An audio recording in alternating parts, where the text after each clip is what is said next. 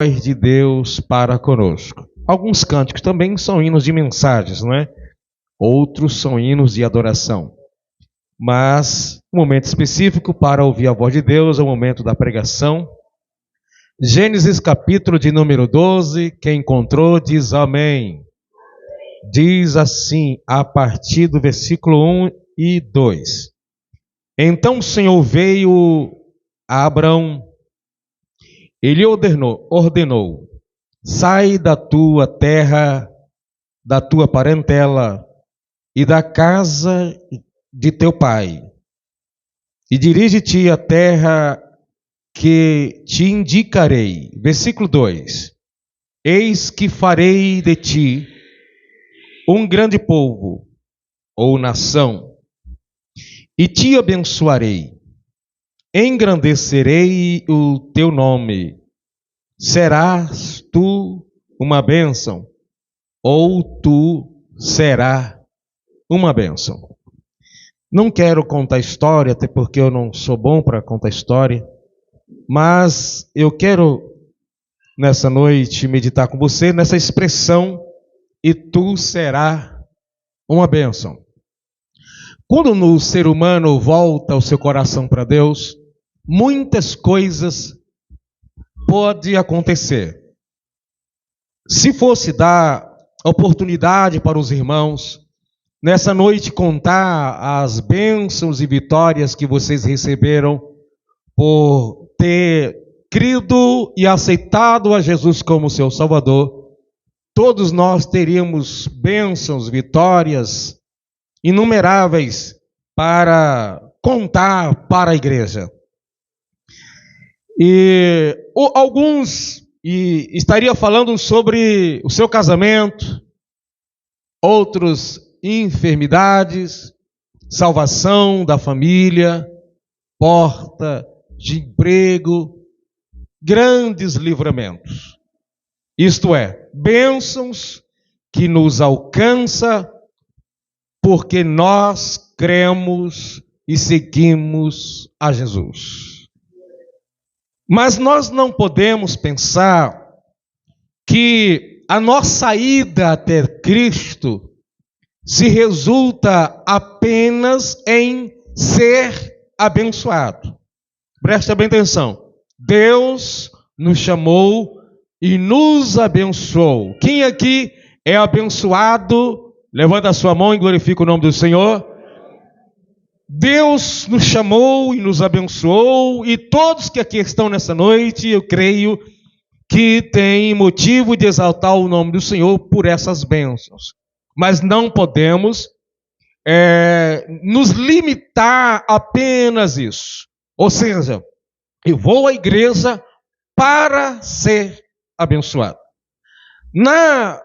Em algumas décadas atrás, começou aqui no Brasil, vindo dos Estados Unidos da América do Norte, uma influência muito grande chamada a tal da teologia da prosperidade, onde se promete cura para todo mundo, prosperidade para todo mundo, soluções de problema para todas as pessoas. E aí as pessoas, desse tempo para cá, o foco se mudou do um verdadeiro adorador, de alguém que estava indo à igreja para oferecer e para apresentar, mudou muito para ir à igreja, ouvir a igreja aqui no sentido do templo, para buscar alguma coisa. Sempre a ideia do buscar. E isso, quem tem uns 10 anos de crente para cá, não sabe muito do que eu estou falando. Você não, se você tem uns 10, 15 anos, não chegou a alcançar aquele período em que os cristãos oravam diante do Senhor 1 hora e ainda era pouco. Se você tem 10, 15 anos de crente para cá, provavelmente você não experimentou desse período em que a pessoa passava meia hora, era a introdução da oração, e não conseguia pedir nada para Deus em 1 hora, meia hora era só de agradecimento. E o restante da oração geralmente era de humilhação diante de Deus e pedindo a Deus para ser usado em sua obra.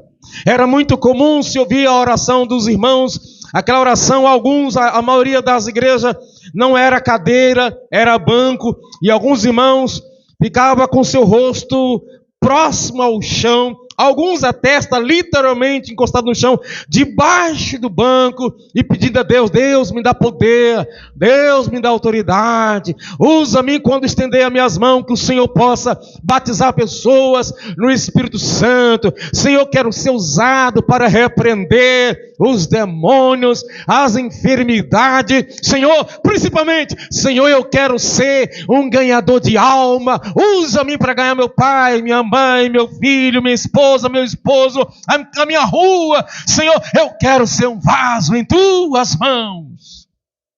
Percebe a diferença de hoje? Que em 5 minutos de oração a gente ora tudo que tem que orar, mas geralmente não é uma oração, em 5 minutos não dá para você orar tudo e ainda se humilhar diante de Deus. Não dá. Não é aquela oração pelo café. Até porque oração pelo café não pode passar mais do que 1 minuto, que você vai atrapalhar, vai esfriar a comida. Então nós precisamos refletir algumas coisas nessa noite. Essa teologia da prosperidade veio e ficou em algumas chamadas comunidades, não todas, e algumas que tem por aí, que faz muitos programas pela televisão. A maioria dos programas de televisão são da teologia da prosperidade. Não vou falar o nome delas aqui, porque algumas delas você tem parente lá e alguns de vocês assistem também. Não estou dizendo que não deva, só estou dizendo que a teologia da prosperidade veio e estragou tudo isso. Muitas pessoas, até os que não são da teologia da prosperidade, como a igreja pentecostal, a teologia da prosperidade, são chamados neopentecostal, nova configuração do pentecostalismo. E nós somos os chamados tradicionais no sentido de pentecostalismo ou pentecostais.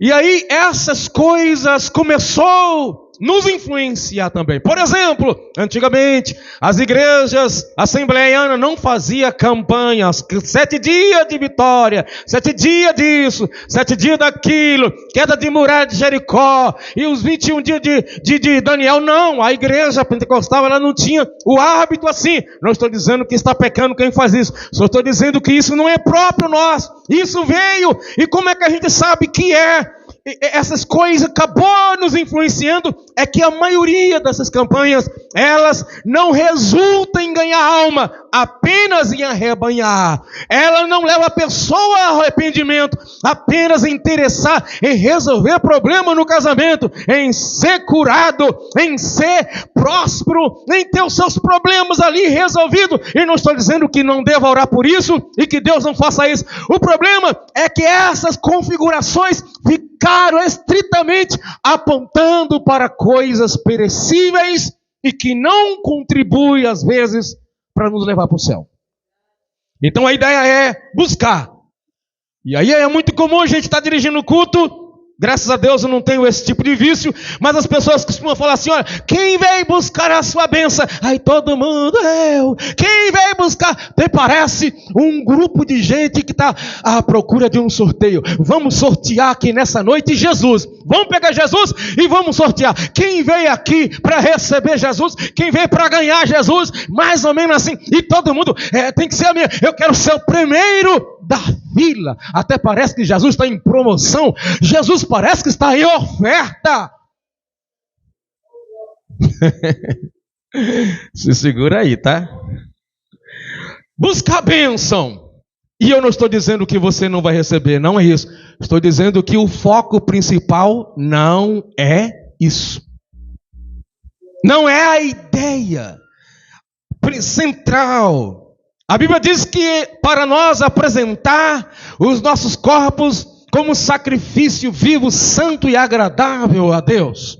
Quando é que alguém está adorando a Deus? É quando alguém está louvando, não é cantando. Nem sempre cantar é adorar. Entenda isso, louvor e adoração não é a mesma coisa. Ou seja, louvor e cantar pode fazer parte, mas não significa a mesma coisa. Quando é que alguém está adorando? Não é quando está cantando e dirigindo a palavra para o irmão, ainda que possa cantar. Quando é que alguém está adorando a Deus? Não é quando alguém está dizendo, Deus, me cura, me cura. Não, ainda que você possa fazer isso. Quando é que alguém está adorando? Quando alguém está tributando honras e glórias ao Senhor, que é digno de toda honra e glória.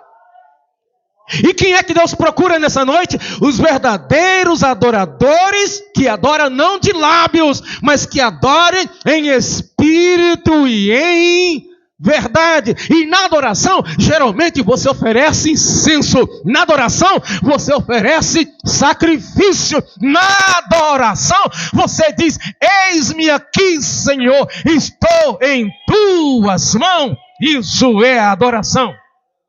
Mas quando eu estou pedindo, Deus, eu quero um carro, Deus, eu quero um celular de última geração, essa oração não envolve adoração. Que adorar não é apenas dobrar o joelho. Adorar não é apenas orar. Tem oração que não tem nada a ver com adoração. Tem a oração que Deus gostaria até que você não fizesse. Mas não quero falar sobre isso. Deixa para um culto de doutrina para a gente falar a oração que Deus gostaria que você não fizesse. A gente pode até criar um tema sobre isso aí. Então assim, a gente está preocupado em sempre receber uma bênção. Sempre buscar uma bênção. É a ideia do conquistar coisas. Tem gente que está até querendo conquistar o coração de Deus. Tem gente que quer conquistar Deus.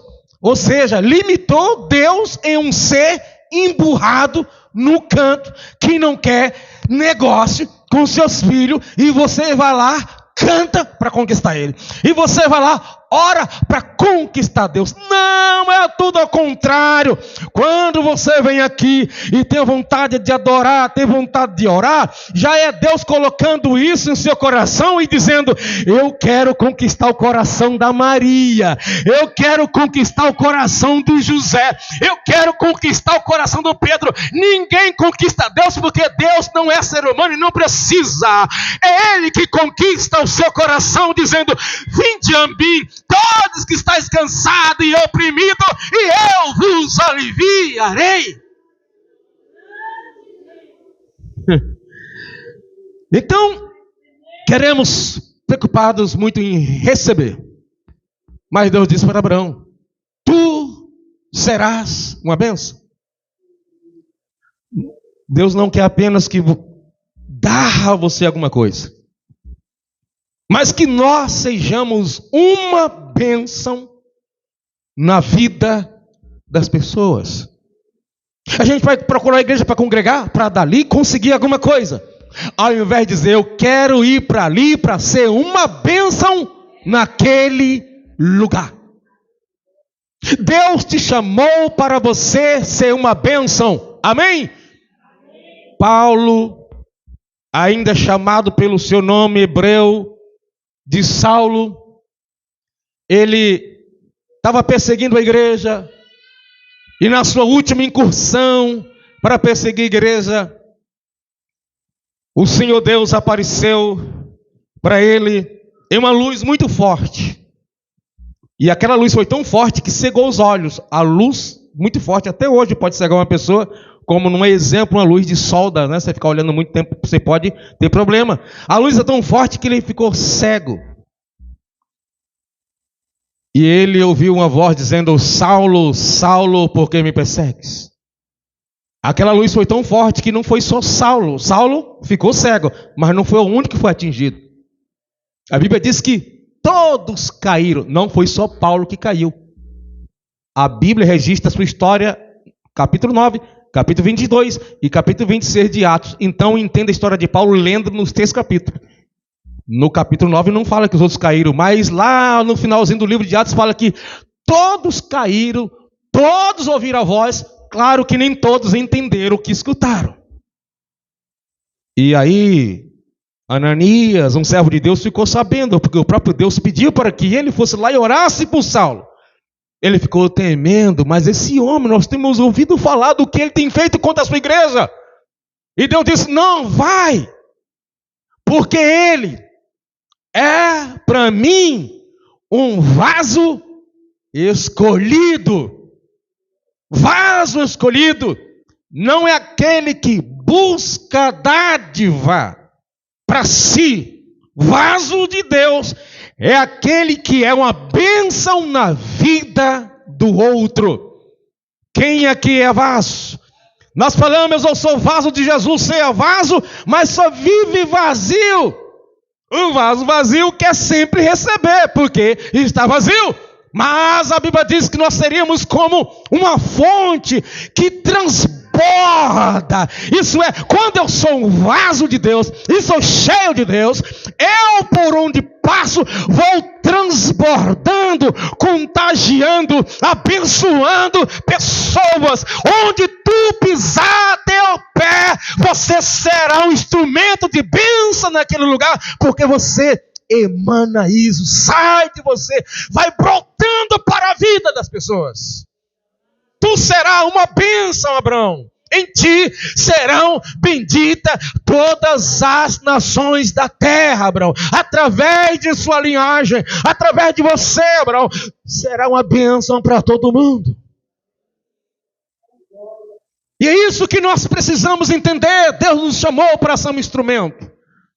É por isso que a gente ora para cantar um hino, para que quando a gente cantar, quando nós cantarmos, sejamos uma bênção. Vamos louvar o nome do Senhor e vamos ser uma bênção na vida daqueles que nos ouvem. Paulo diz assim no capítulo 14, 26 da primeira carta aos Coríntios: quanto mais, irmãos meus, quando vocês ajuntar, um tem salmo, outro tem doutrina, outro tem línguas, outro tem revelação, outro tem interpretação, faça-se tudo para edificação. Percebe que o culto coletivo é diferente de um culto você sozinho na sua casa. O culto coletivo, você, primeiramente, é para adorar o nome do Senhor. Segundo, para edificar a igreja que nos escuta, pregando, cantando, orando. Ser uma bênção. Porque às vezes a gente anda com Jesus. Presta bem atenção. Às vezes andamos com Jesus, mas ainda somos pedra de tropeços. Às vezes andamos com Jesus, mas não glorificamos o seu nome. Andamos com Jesus, mas toda vez que ele se dirige a nós é para nos repreender, porque a gente ainda não aprendeu a andar no caminho. A gente anda com Jesus, mas ainda não se tornou uma bênção na vida das pessoas. Jesus disse para Pedro, para os discípulos, assim: olha, Satanás recebeu autorização para vos cirandar ou peneirar. E eu roguei por ti, Pedro, para que você não venha perecer ou esgotar as tuas forças, dependendo da versão. Pedro, no mesmo texto: quando tu te converteres, Pedro, edifica seus irmãos, Pedro.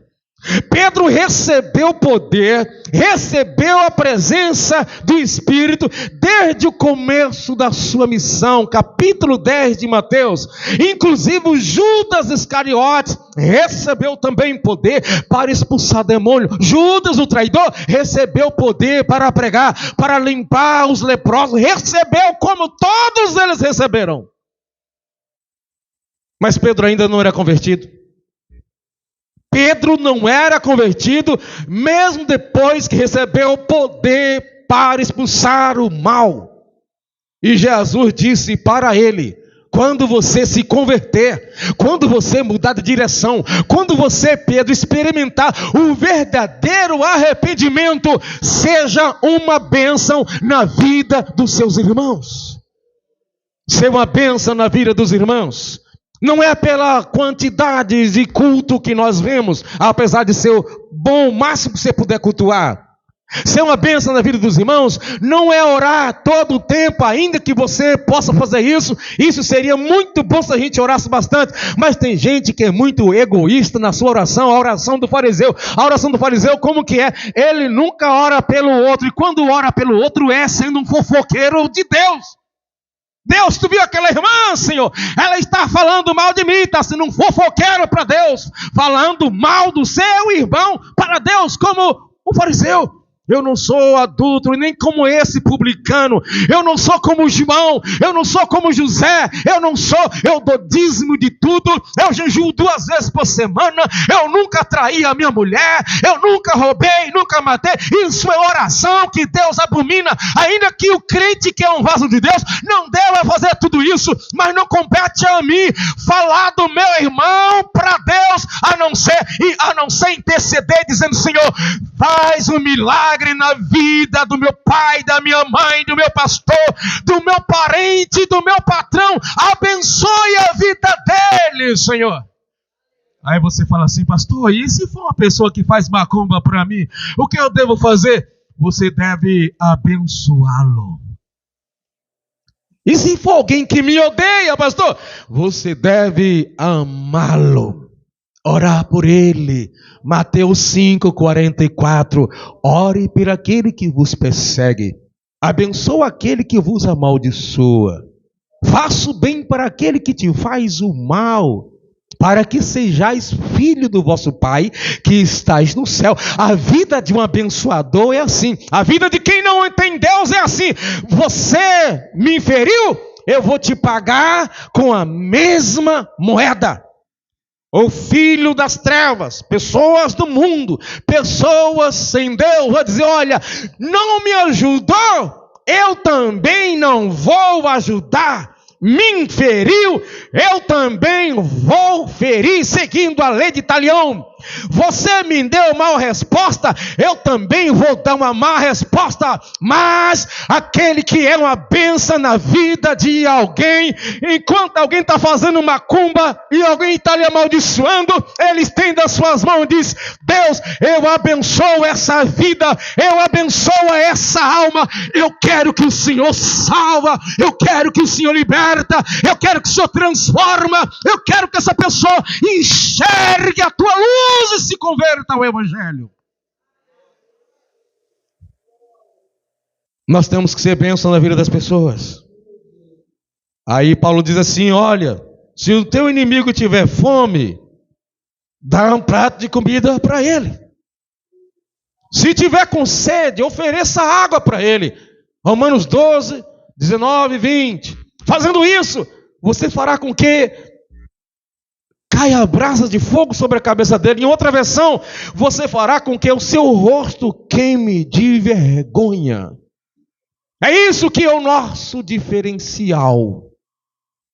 Assim como conta uma história, que eu não sei se já contei aqui, eu acho que não, como uma mulher que tinha um costume, né, os quintais na cidade são encostados e tem aquele muro, 2 muros que divide, e uma mulher, para perseguir uma irmã, de vez em quando pegava o lixo dela na sua cozinha e jogava no quintal da irmã. Uma mulher, para perseguir, jogava a sacola de lixo no quintal. Vai pensando aí, você não como filho das trevas, mas como filho da luz, o que você faria?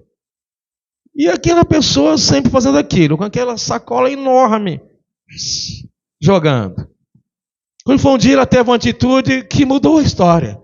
Quando a mulher está levando aquele balde de sujeira, ela tirou aquele balde de sujeira da mão, aquela sacola, aquele lixo da mão da pessoa, e ela mesma fez o que a outra pessoa pretende jogar. Ela mesma jogou. Simplesmente isso. Nunca mais a mulher jogou lixo lá. Nós precisamos ser inteligentes.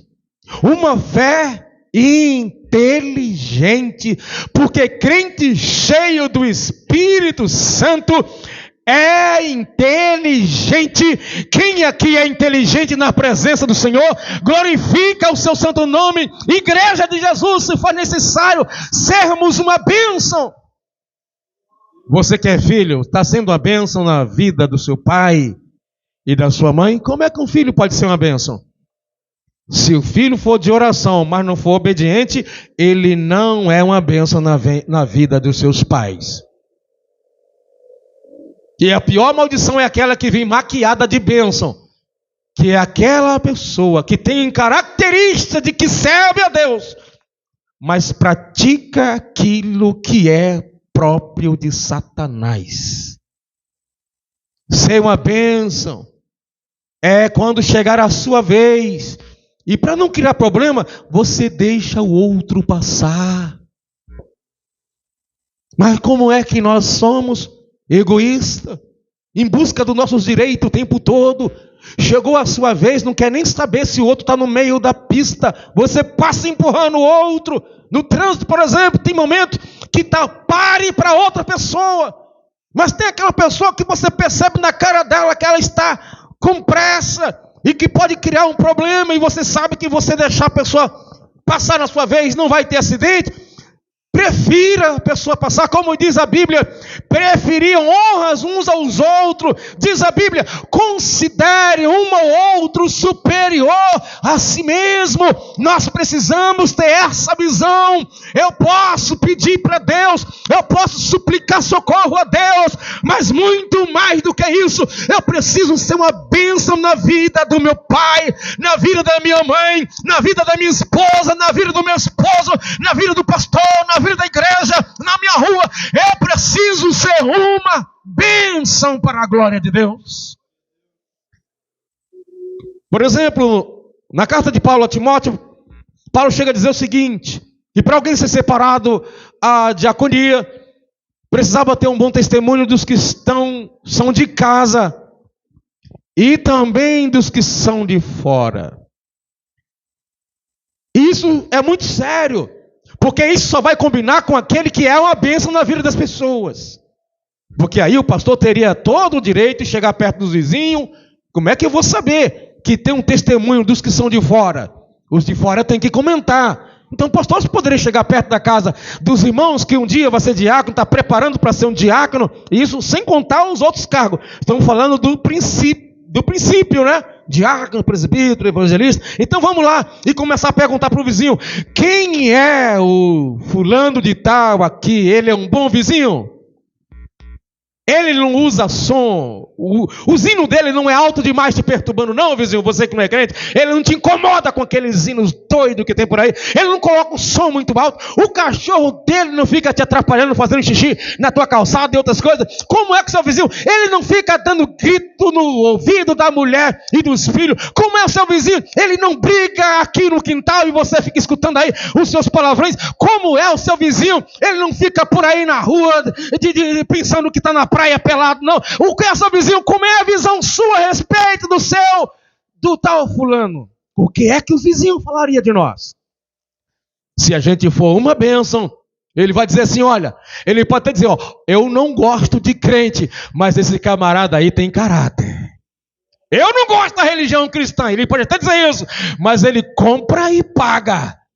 Eu não gosto muito da religião cristã, mas essa pessoa aí é um exemplo de homem. Ele trabalha, ele não fica ali sustentado pela mulher, acordando todo de 10 horas, dizendo que está na aprovação e não procura nenhum serviço de ajudante para fazer. Não, esse camarada aí, ó, é de sangue no olho, ele é de responsabilidade. Isso é, esse vizinho, em outras palavras, ele é uma bênção na minha vida, mesmo eu não gostando muito de crente. Quem nós somos na nossa geração? Quem nós somos na nossa casa? E eu, como pastor de vocês que estou pregando aqui, minha esposa está ali bem sentada. E o que ela poderá dizer de mim como crente, como esposo, como responsável pela casa? O que ela poderá dizer? E se ela está ali sentada, mas odeia me ouvir pregar porque eu prego uma coisa e vivo outra, pensa que é fácil? Porque essa é a realidade de muita gente que eu conheço, que canta, que odeia o pai e a mãe com as suas obras, mas quando chega no dia das mães, chora cantando, fazendo a declaração para a mãe: mãe, eu quero dizer que eu amo a senhora. Mãe, como eu te amo, a senhora é a pessoa mais importante da minha vida. Mentira para muita gente. Mas no dia a dia, a mãe fala, vai buscar o pãozinho ali. Ah, eu não vou não. Vai ali comprar, não vou não. Me empresta o dinheiro, porque agora os pais pedem R$1 emprestado para os filhos agora, né? Então empresta aí um filho para comprar o pão para você mesmo comer. Eu não vou dar o meu R$1. Você disse que ama o pai, a mãe, fez declaração. E o marido que fica na internet, fica na casa, na igreja, quando pega o microfone, essa é a mulher que Jesus preparou. Mas por que você é uma tribulação na vida dela ou na vida dele? Eu disse para você se segurar, né? Nós não estamos pregando o evangelho de perfeição, mas um evangelho de restauração. Um evangelho que conserta. Porque às vezes nós estamos todo desalinhados. Há pouco dia eu vi uma mulher dizendo que o marido dela fazia ela chorar tanto, inclusive quando ele era convidado para pregar na igreja, e a mulher ficava chorando, e as pessoas pensavam que ela estava chorando, era de poder de Deus, mas não era não, era de tristeza, enquanto feliz estava pregando como que tivesse tudo bom. Tomara que não tenha ninguém aqui, mas se tiver, Jesus está tratando conosco nessa noite. Irmãos, quem nós somos na vida dos nossos parentes, do nosso vizinho, no trânsito, na nossa casa, na rua. E se perguntar para a sua esposa, particularmente a seu respeito, o que ela falaria de você, marido? E se perguntasse da senhora, irmã, o que é que o seu marido falaria? Ele diria, minha esposa é uma bênção, minha esposa é uma mulher de Deus, minha esposa é uma pessoa de bom testemunho, minha esposa não fica me atacando as coisas na cara, minha esposa, além de me amar, ela me respeita, a minha esposa, o que é a esposa, o que é que falaria, o que é que o esposo falaria da esposa? Minha esposa, ela é tão gente boa, é claro que tem que ter reciprocidade, minha esposa, de vez em quando eu chego em casa, assim como de vez em quando eu falo com minha esposa, tem dia que eu chego em casa, eu estou com preguiça de tirar o sapato, estou tão cansado, que eu me pulo de costa lá na cama, minha esposa sabe que eu não estou exagerando, e eu falo assim, querida, tira o sapato, gente, a coisa mais fácil que tem é só pegar aqui e tirar, mas isso é significativo. Ah, irmão, tem algumas mulheres que se o marido falar, tira o sapato para mim aqui, querida, tu não tem mão não, é só pisar o calcanhar aí, ó, e tira o sapato, pronto, acabou. Você não está sendo uma bênção, porque se ele está pedindo, ele não está sendo machista. Isso é significativo. Claro que o marido de vez em quando tem que colocar o chinelo no pé da mulher também. Querido, estou conseguindo puxar o negócio aqui. Tem que fazer. Gente do céu. E se o esposo te falar assim, hoje é sábado, eu não estou afim de sair, estou afim de ficar na cama até mais tarde, querida, eu quero um cafezinho na cama, o que você, mulher, falaria? E se o filho falar para o pai e para a mãe, mãe, a senhora pode trazer café para mim? Eu estou bem, estou legal, não estou doente, mas eu gostaria que a senhora trouxesse um cafezinho. E se fosse a mãe falando para a filhinha e para o filhinho, traz aqui, frita um ovo para a mamãe, o que você, filho, falaria? Nós temos que ser uma bênção, mas isso começar dentro da nossa casa. Cuidado com o machismo, cuidado com o feminismo, cuidado com a nova era que está invadindo a igreja e as casas estão vivendo em briga. Seja uma bênção, começando dentro da sua residência. Tem hora a gente que engordou mais um pouquinho, não consegue coçar o meio das costas. Não consegue. Não dá certo. Aí você fala, querida, coça aqui. Parece que é bobeira, né? Não é não.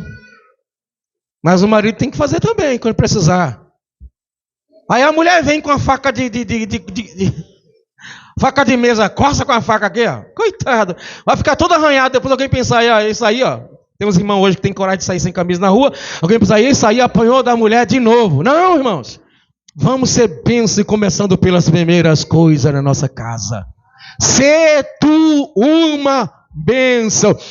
Se tem uma pessoa que tem que dar bom testemunho a teu respeito, é o teu pai, a tua mãe, teu filho, tua filha, teu tio, tua tia, teu vizinho, teu patrão, teu empregado, porque aqui na igreja todo mundo coloca uma roupa que combina. Aliás, nós somos crentes aqui, lá fora às vezes não somos, mas aqui não dá para discernir quem é. Você quer mostrar quem você é lá na tua casa, é na rua, é isso que vai dizer que nós somos.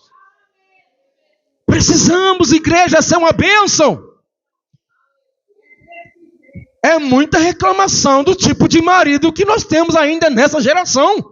É muita reclamação das esposas que nós ouvimos, inclusive de muitos que crentes. É muita reclamação dos filhos. É muitos filhos reclamando do pai, o pai reclama do filho. E a maioria delas são tudo verdade. Está sendo uma maldição dentro de casa. Aí você ora, você jejua, não resolve. Porque a casa está de ponta cabeça. Coloca em ordem a tua casa a partir de hoje. E a bênção de Deus vai prosperar na sua vida. Que não adianta chegar aqui e pregar bem, mas em casa eu faço minha esposa chorar de raiva o tempo todo. Canta que nem um canarinho afiado. Mas é uma tribulação. Não adianta. E aí o que fazer, pastor? A gente desiste de uma vez? Não. Se ajeita. Como diz lá na Bahia, se ajeita, homem. Entra na linha, nós precisamos ser uma bênção. Tem muita gente por aí precisando ser abençoada. E Deus vai abençoar usando você, suas palavras, seu comportamento, os seus cânticos. Porque tem alguns cânticos que antes de você colocar para cantar um pouco mais alto na sua casa, escuta para ver se aquilo vai servir para alguma coisa. Se não, fica só entre você e Deus, que tem alguns hinos nossos que não vale nada para os crentes. É só para você mesmo que gosta de... Né? Tem uma música que gravaram aí. Eu vou orar para Jesus queimar teu celular. Isso vai resolver o quê? Isso vai ajudar, pelo amor de Deus? Aí o outro vai lá e grava. Tira os olhos da minha bênção. Tira os olhos da minha bênção. Vai deixar a bênção cega, né? Tirar os olhos da bênção. Pra que isso vai servir? Você vai fazer o ímpio achar engraçado? Esse povo é doido. Não, se for pelos motivos certos, deixa achar que você é doido. Mas tem uns negócios que tem hora que a gente parece que bateu a cabeça em alguma pedra de verdade, mano. Tem uns trem que a gente escuta que eu vou te dizer. E se deixar, a gente canta às vezes na igreja. Não, irmão, não serve para tocar em lugar nenhum. Tem coisas que o único mais que serve é para você dar risada sozinho lá com sua mulher, seu marido. Mas, por favor, não deixa o vizinho escutar, não. Seja uma bênção onde você estiver. Pedro, quando tu te converter, Pedro, edifica teus irmãos. Levanta o ânimo do seu irmão, Pedro. Quando tu te converter, Pedro, seja um homem que faça a diferença. O homem e a mulher de Deus, que é uma bênção por onde passa, ainda que alguém não goste da sua religião, alguém vai dizer, fulano de tal, assim que eu conheci, fez uma diferença na minha vida e na minha história. É por isso que crente não vive assim, olha, eu não estou nem aí com o que vão falar de mim, eu não estou nem aí, fale quem quiser, até gastar saliva, ninguém pagou minha conta. Crente não tem essas palavras, você não vai ouvir crente falando isso, não. Olha, a minha vida é da conta de todo mundo, sim, porque a Bíblia diz, eu sou sal da terra e luz do mundo. Muita gente precisa ter a vida temperada, e é eu que Deus vai usar para fazer isso. Muita gente está em trevas, e eu sou luz, e vou brilhar no caminho dessa pessoa, até ela perceber que ela precisa mudar de vida. Ser sal da terra e luz do mundo. Então seja uma bênção. Vou terminar. Conta-se uma história de um rapaz que chegou na empresa e queria colocar alguém, o patrão estava procurando alguém para colocar, para trabalhar com finanças. E o homem fez um teste com um monte de gente. Foi falando, olha, mas vai ter um momento aqui que você vai ter que mentir, porque não sei o que. Aqui no Brasil seria assim, você vai ter que ter um jeitinho brasileiro, porque senão não dá. De repente precisa negar, só negar. De repente precisa isso. O rapaz deixou para dar resposta depois e foi lá, falou com o patrão, quer dizer para o senhor que é muito dinheiro, o emprego é muito bom, mas para mim não dá. Aí o moço foi embora e foi chamado. Volta aqui. Eu quero dizer para você que você é a pessoa certa para fazer o que eu quero. Isso é ser bênção na vida do outro. É ser um instrumento. Uma vez uma mulher falou para minha esposa assim, olha, a mulher dava aula de inglês, falou assim, olha, já morreu há alguns anos essa mulher, na época que a gente morava em São Paulo, quero dizer para você, Ângela, se ligar aqui dizendo que eu estou, para você falar que eu não estou. Fala que eu não estou. Mas aí a pessoa não ligou, minha esposa falou com ela, ó, quero dizer para você, fulana de tal, e se a pessoa tivesse ligado, eu não ia dizer que você não estava, não. Eu não ia dizer, não, você estava aqui. Eu não ia dizer que você não estava. A pessoa aparentemente não gostou na hora. Depois a pessoa falou para ela, você foi a pessoa certa que eu arrumei para trabalhar aqui. Porque se você mente para proteger o seu patrão, ele sabe que você é capaz de mentir para prejudicá-lo. Saiba disso. Porque o mentiroso mente daqui para lá e de lá para cá. Não existe mentiroso bonzinho. Todo mentiroso está com o pé na cova, está pecando contra Deus. Não importa. Ai, irmão, se eu não mentir, vou perder emprego. Não! Você vive pela fé. Quem cuida da sua vida em Deus, seja uma bênção. Deus permite sermos testados e a gente nem percebe que está passando por isso. Irmãos, eu sirvo a Deus há 30 anos. Direto. Já trabalhei registrado, já andei de bicicleta, já andei de bicicleta motorizada. Logo começou a aparecer esse negócio aqui em Votorantim, era em Votorantim, não era nem em Sorocaba que começou a vender. Já trabalhei de pedreiro cerca de 20 anos, já trabalhei de ajudante muito tempo, já fiz muitas dessas coisas. Até agora, nunca precisei mentir para não perder emprego, para não ter um problema, para não acontecer coisa grave. Eu digo, Deus tem me conservado até aqui, não permitiu que isso aconteça. Já passei por um momento de a gente ter que saber como falar. Eu digo, Deus cuida da nossa vida. E um dia, por causa disso, trabalhei com um homem, um construtor civil, ele estava com 19 obras aqui em Sorocaba, e eu era responsável por algumas obras. E um dia o patrão falou assim para mim, Ailton,